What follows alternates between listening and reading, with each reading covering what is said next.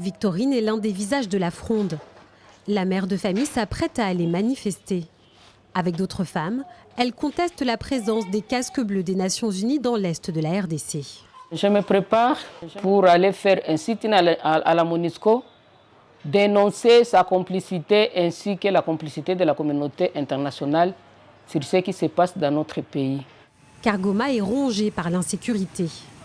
Enlèvements et vols sont monnaie courante, alors la population est excédée.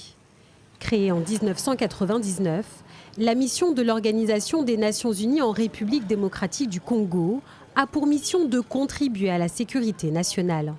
Un objectif loin d'être atteint pour Victorine et ses amis. Ça fait plus de 20 ans que nous vivons avec la MONUSCO ici en RDC, mais le sang continue à couler du jour au lendemain. On tue à Beni, on tue à Irumu. Pour nous, nous pensons qu'il est temps que la MONUSCO quitte le sol congolais. Parce que 20 ans après, le résultat il est chaotique. C'est le moment.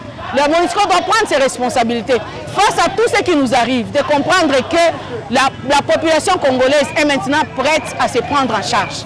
Ces femmes représentent une trentaine d'associations du Nord Kivu.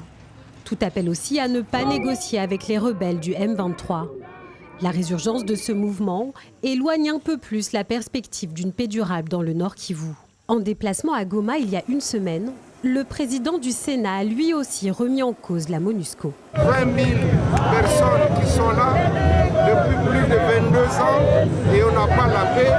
Je pense qu'il est grand temps pour que nous-mêmes nous puissions nous assumer. Cette charge du deuxième personnage de l'État intervient alors que le Conseil de sécurité de l'ONU a prolongé l'embargo sur l'acquisition d'armes par la RDC le 1er juillet dernier.